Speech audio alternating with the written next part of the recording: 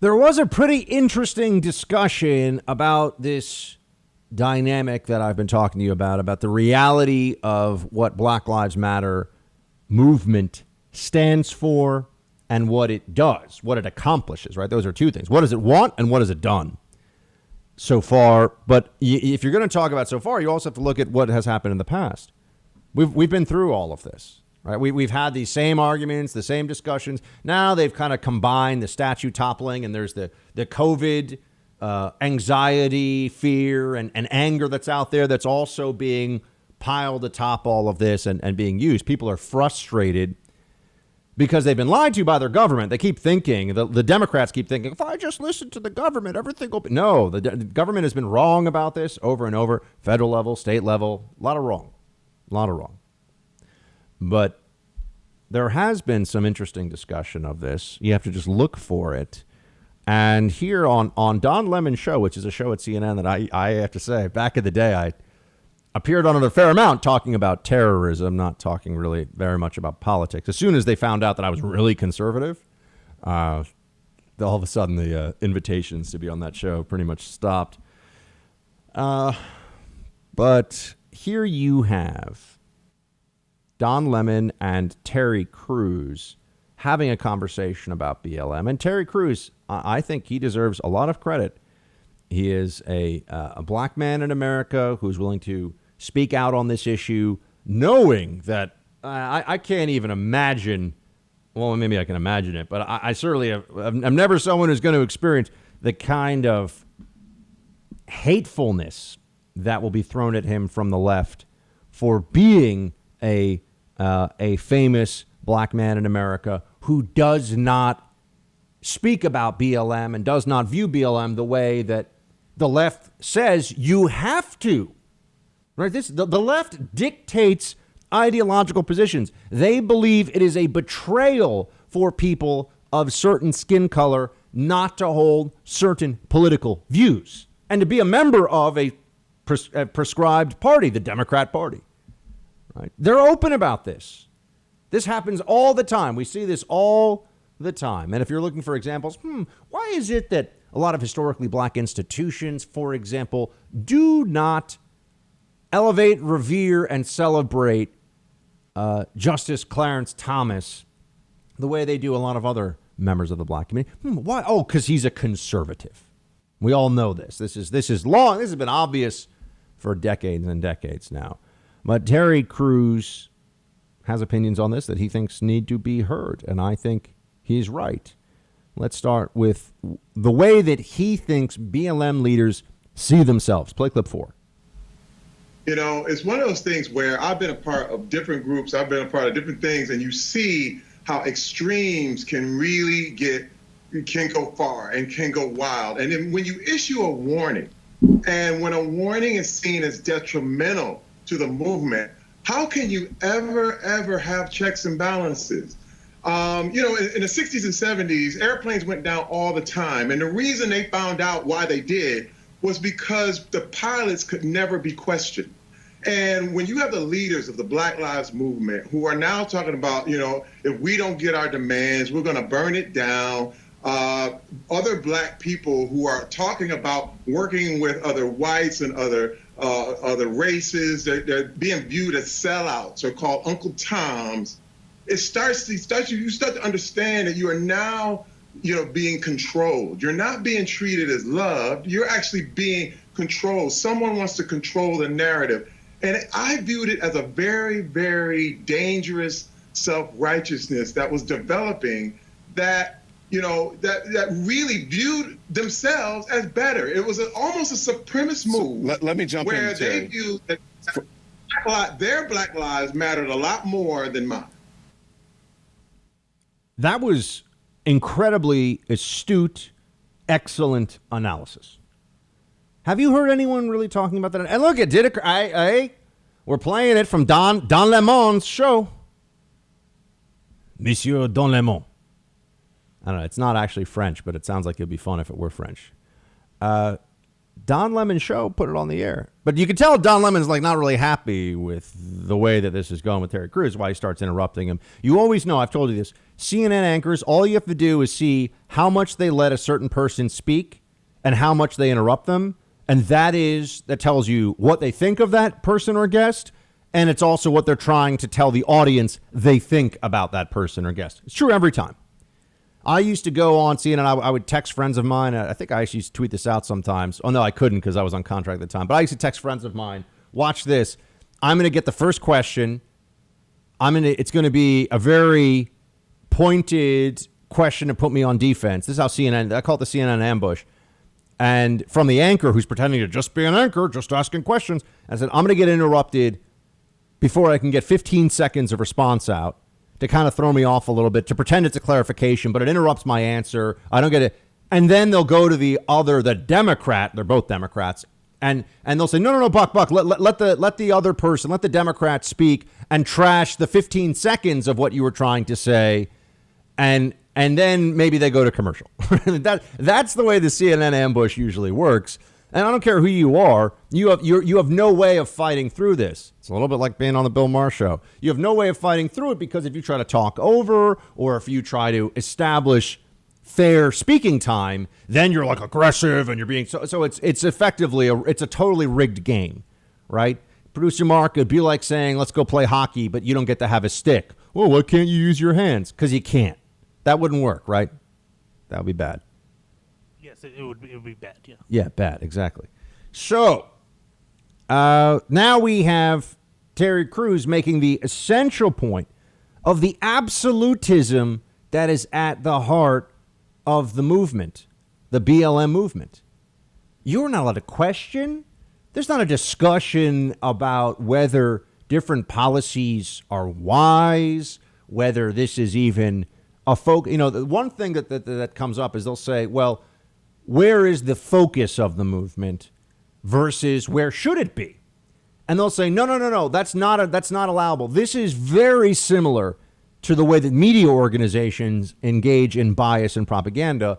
They'll say, oh, we're covering this issue now, not that issue. So, and you'll say, well, hold on. If you cover this issue, let's say Russia collusion, 100 times in 30 days, and you cover that other issue, the strong economy under Trump, 2 times in 30 days, that's a very profound decision. That decision alone is one that should be debated, discussed, and criticized where necessary. What Black Lives Matter does is say, okay, yeah, there's all this other stuff about violence in the black community that comes from gang violence and the drug war and all, and it's black on black person violence that's occurring. Yeah, that's all out there. But we're talking about this now. Cops, police violence against black. We're talking about this. And you say, yeah, well, you talk about that about 1,000 times as much as you talk about the other thing. That's a decision. That's an editorial focus decision that should be up for discussion and debate too. You have limited time, limited resources, limited energy in all things in life. So what you spend your time on, there's a reason why when I do this show, I don't come up every day and say, yeah, took the dog for a walk this morning and going to make myself some bacon and going to hang out and maybe we'll get to some news stories later. No, because I value your time that you give to me. And I understand that every decision I make on this show is a decision about how we are using our time together, right? Maybe we'll do another show where producer Mark and I talk about our favorite breakfast foods. But for now, we focus on things that really matter. And that's why I start at the top of the show with what I think are the most important things. Of course, this is the way the whole news business, information exchange, this is how it works. But if you try to question the decision of focus on this by the numbers, very small issue within the black community of unarmed black men killed by cops, a very specific, very uncommon, aberrant, you could even say, statistically event, and to ignore, and at the heart of this, of course, is that the life of every black American, the life of every American, is precious and is deserving of dignity and rights and care and love. And that is true. But if that is the premise they are using as the core of why, and it is the premise of the core of why this police violence against black men is so abhorrent to all of us, why isn't that same premise then the cause of much greater focus on violence within minority urban, particularly in urban communities across the country? Can't get an answer. We're talking about this thing, not that thing. We're talking about A, not B. That's what they say. Here's Don Lemon not letting Terry Crews speak when Terry Crews is trying to say that Black Lives Matter isn't even really about police brutality. It's already moved on. Play clip 3. Then start that movement with that name. But that's not what Black Lives Matter is about. It's not an all-encompassing. So if you're talking about, if someone started a movement that said, cancer matters, and then someone comes in and said, why aren't you talking about HIV? It's not the same thing. We're talking about cancer. So the Black Lives Matter movement is about police brutality and injustice in that manner, not about what's happening in black neighborhoods. There are people who are working on that issue, and if you want to start that issue, why don't you start it? Do you understand what I'm saying? But when you look at the organization, police brutality is not the only thing they're talking about. I know that, but I agree, but that's not what the Black Lives Matter movement is about, Terry. Black Lives Matter is about police brutality and about criminal justice. It's not about what happens in communities when it comes to crime, black on black crime. People who live near each other, black people, kill each other. Same as whites. 80-some% of white people are killed by white people. True. Because of proximity. Very true. It's the same thing with black people. That happens in every single neighborhood. But that doesn't, again, I'm not saying that's not important that those kids died, but it's a different movement. See, oh no, we're talking about this, not talking about that. That's okay. Well, let's take Mr. Lemon at his word here, and let's look at his analogy, because I think it really is instructive in ways that he's not prepared for. You know, he says, if it would be like saying, I've got a society about cancer, and you're saying, why aren't you talking about heart disease? Well, isn't that very interesting? Because that's a ridiculous analogy. Because cancer kills a whole lot of people every year in America, and so does heart disease. These are both statistically very significant public health risks that take far too many of our loved ones away from us every year. You know, millions of people getting cancer diagnoses and dying, millions of people getting heart disease and dying. So these are very similar things.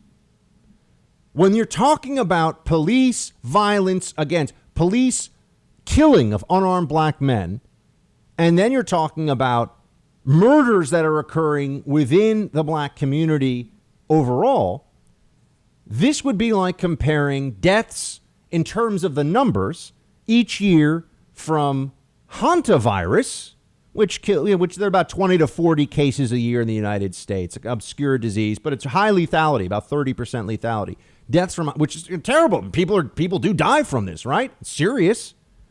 But if you were devoting all of your media attention, billions and billions of dollars of research to hantavirus, and spending basically no money on heart disease, people would ask questions. So the Don Lemon thing here of it would be like this and like that. No. That's a sloppy analogy. Because when you're talking about 12 to 30 people a year killed by cops when they're unarmed under suspicious, although not necessarily illegal, but under suspicious circumstances, versus 7,000 to 8,000 murders of overwhelmingly young black men, although also children and women and, you know, older people. One of these is statistically a very uncommon problem. The other is incredibly, unfortunately, tragically common. And the energy and resources and attention put on the first dwarfs from the media and from the Democrat Party the one put on the second. That's the point. And he helped us accidentally illuminate this, right? Heart disease and cancer, major problems, both need big foundations, a lot of research, a lot of dollars, right? there are other diseases. Occasionally you'll have these. I think I just saw this in Florida. Right, there's the brain-eating amoeba that has shown up. Horrible, but very, very, very rare. If every day we had updates on brain-eating amoeba cases, which is not to say it's not terrible for that family. I mean, it is terrifying. That's why we click on it, and that's why we see it. But if every day you were talking about the brain-eating amoebas and not talking about heart disease and not talking about cancer, people would say, is this really about public health or is it about something else? Boom. That's the point.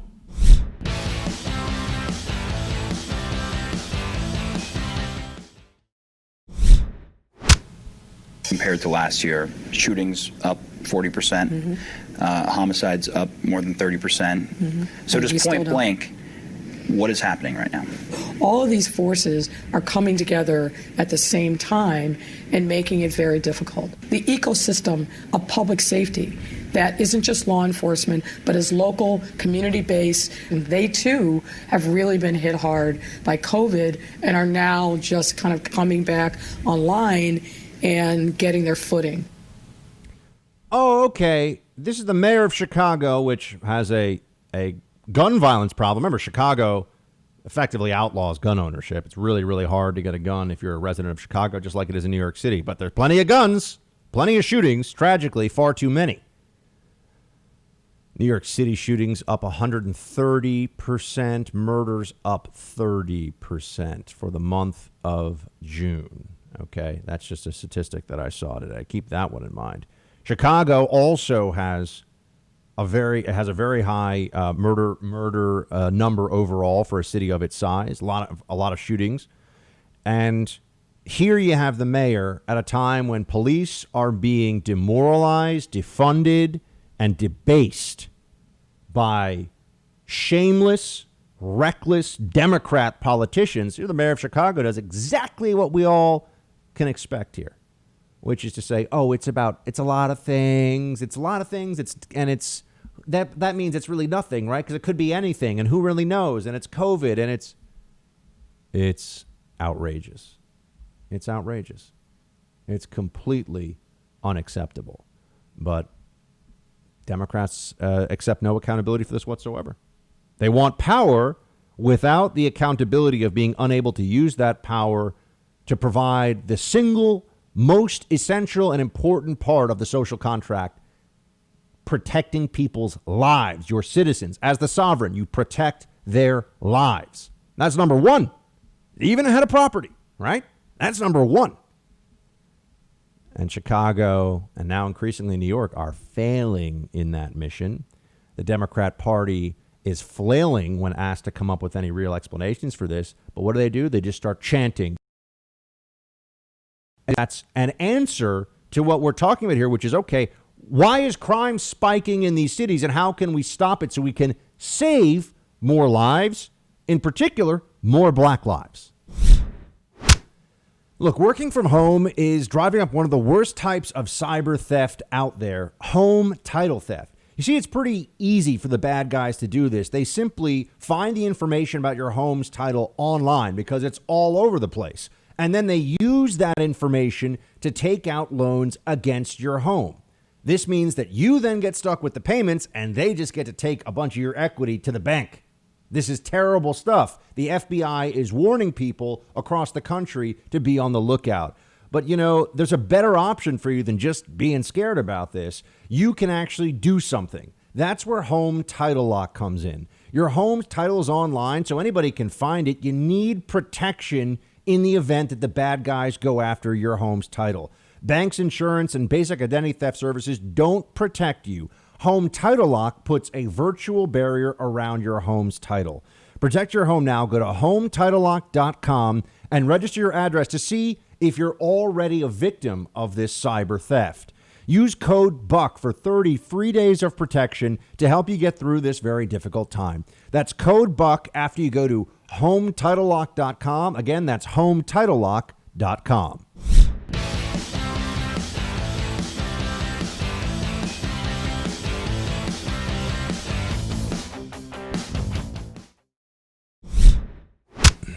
He won't wear a mask. because he doesn't want to admit that there is a COVID virus. Why? I have no idea.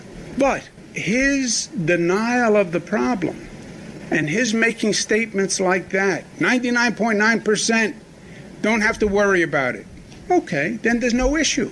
What he's saying to the American people is there's no problem. And then they don't wear a mask, and they don't socially distance, and they don't take any precautionary behavior, and then the virus goes like this. He is facilitating the virus. He is enabling the virus by statements like that. And you're seeing the infection rate go up, and you're seeing the economy suffer. He is enabling the virus. He's like a best friend of the COVID. He is doing the bad thing so that people will get it and they will die. Cuomo is the worst. I think I could just end the sentence there. The governor of New York, at least Gavin Newsom, is a little slick. You know, he's a little bit. The guy's kind of smooth. Cuomo is just like a bit of a thug. You know, well, we're going to do it my way because that's what the data says. Oh, and what a surprise to no one. Cuomo has put out there producer Mark, gotta remind me, we need to bring back the buck slap for people like Cuomo. So remind me, I'll find this one later, because someone that is, you know, we got to bring back some of the old school, especially in this election season. So I'll find the buck slap. But Cuomo had his health department for the state of New York do this whole report on putting thousands of people who were COVID patients, who were seniors, into nursing homes, where then they had an explosion of COVID. You know what they found? Who wants to guess what Cuomo's New York State Health Department found about what would seem to be the single dumbest, most reckless policy that anybody had even had done during the entirety of the COVID outbreak? Oh, turns out, they don't think that it was Cuomo's fault. That's right. They're saying it was a lot of things. It was a lot of factors. And also healthcare professionals who may have been positive, employees of the nursing homes, some of whom maybe were healthcare professionals, who were positive, went back into work. That's what they're saying. Now, that may be true, too. But the justification for taking people who are positive or likely positive with COVID, who are already at high risk, which means that they have an immune system that might not be able to fight off the virus themselves, and also might make them very susceptible because the virus replicates at a very high viral load, make other people around them more susceptible to infection. That decision is inexplicably stupid that Cuomo made. And there's no way you could believe that putting thousands of COVID positive seniors into nursing homes, given how infectious this disease is, there's no way that you could think that did not result in people dying who would not have otherwise died. But if you're looking for accountability from the government, I got some beachfront property to sell you in Missouri. Although actually, technically, wouldn't there be a lot of, it's lakefront, right? If you think that's a beach. So, but you know what I mean. You know what I mean? I've been watching that show Ozarks too much. Good show. Producer Mark, you seen it? I saw the first 2 seasons. Haven't seen the third yet. Yeah, it's very good. Very good. Very well done. So now we look at what they're saying about COVID. And there's something that I want to present to you, and that is that there's so many theories out there right now. And we're being told to make all these decisions about theories, really. While discounting the theories that are saying things like, and again, none of this is proven yet. I'm just giving you these are not conspiracy theories. These are doctors and other experts, such as they are, who are putting forward ideas about this. Okay, one is the virus might be easier to spread now, but much less lethal. Now, is this true? No one really knows, but that's a theory that's out there that's gaining traction. Does that seem to make sense? Well, there's a part of the debate over this where you have people who want to explain why there's all these infections, big numbers of infections in record numbers in Texas and Florida and nationwide, really, though, centered in these states, these big states. And yet the death toll, as I keep telling you, is under 300, which is down 80, 85, maybe 90% from what the death toll was a few months ago. So we have record cases. And then would say, oh, Buck, 2 weeks. Yeah, but they also don't tell you that hospital stays on average for people who do get hospitalized with COVID are about half what they were. What I really want to know is what is for hospitalized patients, this is data that I haven't been able to find yet, for hospitalized patients with COVID, what is the survival and go home rate, right? The release from the hospital rate versus what it was 3-4 months ago.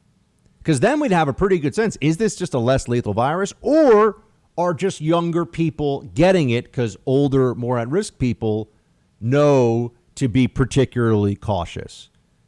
And that also social distancing, I've never argued with social distancing as, if you're not close to somebody who has the virus, you're not going to get the virus. That's obvious. We also can't run a society where everyone is engaged in social distancing. It's just not possible. So that's not really a silver bullet for dealing with this thing. It's just masking and when to mask and how to mask and what kind of mask that I have a lot more questions about, but I won't focus on that one right now. Although, actually, no, I will. I take that back because I saw this expert that's gotten all of this attention for saying that, here you go. This is the World Health Eric Toner. This was a story about this guy. Eric Toner has been planning for a pandemic for years. He's briefed world leaders on outbreaks and how to best prepare entire nations for mass casualties, yada, yada, yada. Nothing could have prepared him for COVID-19. Toner is a senior scholar at Johns Hopkins Center for Health Security and a world leader in pandemic preparedness. And he's saying that we could be dealing with this and have to wear masks for years. I've been saying this all along, my friends. If you really think masks are that effective and no big deal, we're going to be told to wear masks for the foreseeable. If masks are no big deal, why don't we wear them every year during influenza season? Oh, I'm sorry, the 20 to 50 to 80,000 people that die from the flu every year don't count? No, those are our loved ones too. Those are our fellow Americans, our fellow human beings. So why don't we wear a mask then? They always just pretend like that's irrelevant. Oh, why? Oh, because they don't want to run. This is something that I want to be very clear. They don't want there to be clear tests of their mandates, of the experts and the government mandates on these things. They look at you like you're crazy when you say there is no evidence in a peer-reviewed, conclusive study that masks prevent aerosolized virus spread from COVID-19. They will look at you like you are crazy when that is a fact. That is a true statement that I just said. But they'll look at you like you're crazy because they want you to just do it anyway. Just do it. Just do it. Why? Why? I would like to know. And they'd say, well, a mask is somewhat effective. Okay. So is holding my breath for, 30 seconds out of every minute, probably. But telling me to do that all the time would be really annoying, and I'm not going to do it. But they never think, or even 15 seconds of every minute, right? Not breathing in any air. Yeah, that probably would have an effect too when I'm around people, but I'm not going to do that. And this sense of will not comply, this grates against a certain mentality in this country from people that like to think they're right and like to tell other people what to do. This is not going to go away. This is why you have mask shaming. You have people that have gotten into physical altercations. Fights have broken out. Firearms have been drawn because of a lack of social distancing in public venues. And people get all angry at each other and crazy, or someone's not wearing a mask and someone freaks out about it. The CUOMO here, why doesn't the president wear a mask? The president is having the people around him tested every day. He is why does the president have an army of Secret Service protection with him all the time? He's not just a normal dude, okay? The president of the United States has a special role that he has to fulfill. And going around with a mask on all the time is not going to get it done. Joe Biden's he's in the basement. He's wearing a mask all the time. I'm just going to be in the basement. Yeah, man, I'm just telling you, I saw on a Tucker show last night. Look, the only thing on cable news that I watch is a Tucker monologue. That's it. That's the only thing on cable news that I watch. I can't. Look, that's the only thing I have time for. I won't say any more than that, but that's the only thing that I watch. And he had two great insights last night. One of them was that our news media is full of, three insights. That our news media is full of people who are objectively vicious, insecure, bad human beings. I mean, the news media is full of a lot of really bad people. I mean that. More so than other industries. A lot of malignant narcissists and delusional, intellectually insecure, but also incredibly egotistical people. Male, female, that's what the news media is full of. So that was one insight. The second is that Whoopi Goldberg's just not very funny, which I kind of thought I was like the only person that noticed this. I've never heard her say anything funny. Supposed to be a comedian, host or something, but I just don't think she's funny. I mean, to each his own. People think she's funny, but I mean, I'm not the only one. Is now that was nice. I was like, oh, he agrees. Whoopi Goldberg, not funny. Can't ever think of it. And I've seen movies she's been in, not funny. Remember Sister Act? I don't think she was funny. I don't know. And then the third one was that Biden and the people around him trash this country, and yet it's a country that's so remarkable that you can be an intense mediocrity like Joe Biden and be elevated to this position of the most powerful job in the world. That's stunning. I mean, you might say it's in some ways a rebuke of our system, but you're Joe Biden, you can be president of the United States. Wow. There's nothing about Joe Biden that is not absolutely mediocre. I mean, he is a guy that just sort of was a part of the system, and he's just been showing up, not doing very much, and messing up a lot for however many decades now, 5 decades in American politics. So the mask issue, that Joe Biden goes around wearing a mask all the time. We all know that there's a lot of politics involved in this. And I was talking to you about theories. And as I said, if you're a senior, by the way, and you wear a mask, I wear a mask when I go to a store because I have to. I got no choice. Would I if I didn't? No, I would not. If I had the option to go into a store now without a mask on, I would not wear it. But, it's a private establishment, and they got to wear masks. Now, they're being told they have to do that by the government, so it's not really, this is really a government mandate through private mechanism. But masks outside, dumb. Anyone who tells you otherwise doesn't know what they're talking about. It just doesn't make any sense. If you're so close to somebody outdoors that they're at risk of transmission, masks are not going to do anything. So, mask outside, the evidence shows ridiculous. Transmission from children to adults, almost impossible. Risk to people under the age of 20, almost zero. These are things that we know that don't get nearly enough attention and focus in this. Herd immunity. How do we get there? Are we getting there? Now I'm hearing people say that if we get a vaccine, it might be, as I mentioned at the top of the show, it might be only 40 or 50% effective, and you might have to get it every year like you do with the flu. Given what we know about coronaviruses, that may be true. Coronavirus effectively gives you a cold, usually. Other coronaviruses. Common cold is a coronavirus. There are 200 plus, I'm sure, known strains of a virus that give you what you think of as a cold. So why do we think that we're going to be able to, unless it's this one strain that we get herd immunity to, and then we don't have to worry going forward? These are the answers that nobody seems to have yet. But we're making all these policy decisions as though we know. And there's an enormous incentive to shutting down the country for the Democrats so that they can be in power. And then they figure they'll make all this stuff better. Or not. Whatever. Shut up, peasant. Do what they tell you. That's the point.